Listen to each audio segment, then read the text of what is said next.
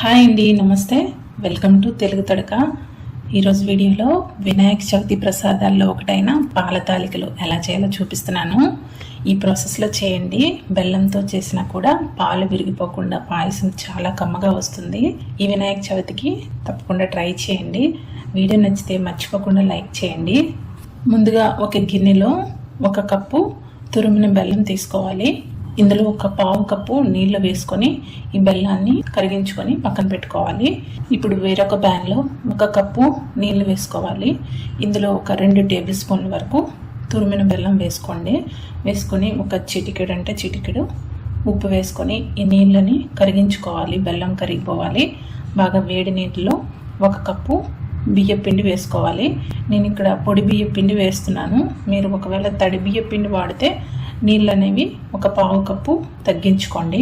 ఇప్పుడు ఈ కలుపుకున్న పిండిలో కొద్దిగా వేడి పాలు వేసుకొని మరొకసారి కలుపుకోండి. కలుపుకున్న తర్వాత ఇది చల్లరడం కోసం ఒక ప్లేట్లో తీసుకోవాలి. తీసుకొని కొంచెం గోరువెచ్చగా ఉన్నప్పుడే చేత్తోని ఇలా కలుపుకోవాలి. బాగా మధ్య మధ్యలో పొడిగా ఉంటే కొంచెం వేడి పాలు వేసుకుంటూ బాగా కలుపుకోండి. పిండిని ఉండలు లేకుండా సాఫ్ట్గా కలుపుకోవాలి. ఇలా కలుపుకోవడం వల్ల మనకి ఈ పిండిలోంచి జిగురు అనేది ఫామ్ అవుతుంది. ముద్ద కన్సిస్టెన్సీ ఇలా సాఫ్ట్గా ఉండాలి. ఇందులోంచి చిన్న చిన్న ముద్దలు తీసుకొని ఇలా చేత్తో ఇలా పాల తాలికలు షేప్ వచ్చినట్టు చేసుకోవాలి. మరీ మందంగా కాకుండా సన్నగా కాకుండా ఉండాలి. చూడండి, నేను ఇక్కడ అన్నీ ఇలా చేసి ప్లేట్లో పెట్టాను. ఇప్పుడు ఇందులోంచి కొద్దిగా పిండి ముద్దని తీసుకొని 1 కప్లో వేసుకొని ఇందులో నీళ్లు పోసుకొని ఉండలు లేకుండా కలుపుకొని పక్కన పెట్టుకోవాలి. ఇప్పుడు ఒక కడాయిలో ఏ కప్పుతోనైతే మనం బియ్యం పిండి తీసుకున్నామో అదే కప్పుతో 2 కప్పులు నీళ్ళు వేసుకొని మూత పెట్టి కాగనివ్వాలి. నీళ్ళని ఇలా కాగాయి కదా. ఇప్పుడు ఈ కాగిన నీటిలో గంట పాటు నానబెట్టుకున్న 1/2 కప్పు సగ్గుబియ్యము, ఈ సగ్గుబియ్యాన్ని వేసుకొని కలిపి మూత పెట్టుకోవాలి. సగ్గుబియ్యాన్ని ఇలా నానించుకొని వేసుకోవడం వల్ల మనకి తొందరగా ఉడుకుతాయి. సగ్గుబియ్యం అనేవి ఒక 50% ఉడికిన తర్వాత ఇందులో మనం ముందుగా చేసుకున్న పాల తాలికలను కూడా వేసుకొని ఇంకొంచెం సేపు మూత పెట్టి ఉడికించుకోవాలి. ఒక 3-4 నిమిషాల పాటు మూత పెట్టి ఉడికించుకోవాలి. తర్వాత ఇందులో మనం ముందుగా బెల్లం కరిగించుకున్నాం కదా, బెల్లం నీళ్ళని వడకట్టుకొని నెమ్మదిగా కలుపుకోవాలి. పాల తాలికలు విరిగిపోకుండా ఉంటాయి. ఇలా కలుపుకున్న తర్వాత మనం ముందు పిండి ముద్దని నీటిలో వేసి కరిగించుకున్నాం కదా, ఈ పిండి నీళ్ళని ఇలా వేసుకోవాలి. ఇలా వేసుకోవడం వల్ల మనకి పాల తాలికల కన్సిస్టెన్సీ అనేది క్రీమీగా వస్తుంది. మరొకసారి ఇలా కలుపుకున్న తర్వాత మూత పెట్టి మరొక 3-4 నిమిషాల పాటు ఉడికించుకోవాలి. ఇందులో వేరొక పోపు గిన్నెలో 1 టేబుల్ స్పూన్ నెయ్యి వేసుకోండి.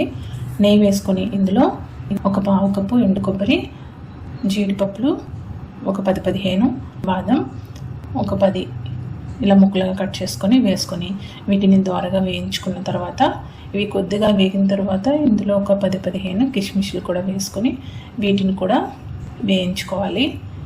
చూడండి, ఇలా వేగాయి కదా. ఇప్పుడు మనం మూత తీసి చూస్తే మనకి పాల తాలికలు అనేవి చక్కగా ఉడికాయి. ఇప్పుడు ఒక పాల తాలికలు ఇలా గరిటెతో ఒక తాలికని తీసి ఇలా తుంచితే మనకి సాఫ్ట్గా ఇలా విరిగిపోయాయి. చూడండి, ఇప్పుడు మనకి చక్కగా ఉడికాయి. ఇప్పుడు మనం ముందుగా వేయించుకున్న డ్రై ఫ్రూట్స్ని వేసుకొని 1 టీ స్పూన్ యాలక పొడి వేసుకుంటే మనకి పాయసం మంచి ఫ్లేవర్ అనేది వస్తుంది. యాలక పొడి తప్పకుండా వేసుకోండి. మరొకసారి నెమ్మదిగా కలుపుకొని ఇలా నెమ్మదిగా కలుపుకున్న తర్వాత ఇప్పుడు స్టవ్ ఆఫ్ చేసుకోవాలి. స్టవ్ ఆఫ్ చేసుకొని ఇందులో కాచి చల్లార్చిన చిక్కటి పాలు, చల్లగా ఉండాలి పాలు, 1 కప్పు వేసుకోవాలి. వేడి పాలు వేయకూడదు. చల్లగా పాలు అనేవి చల్లగా అవ్వాలి, అప్పుడే వేసుకోవాలి. ఈ పాలు అనేవి చిక్కగా ఉంటే మనకి పాయసం చాలా కమ్మగా వస్తుంది. ఇలా వేసుకున్న తర్వాత ఒకసారి ఇలా బాగా కలుపుకోండి.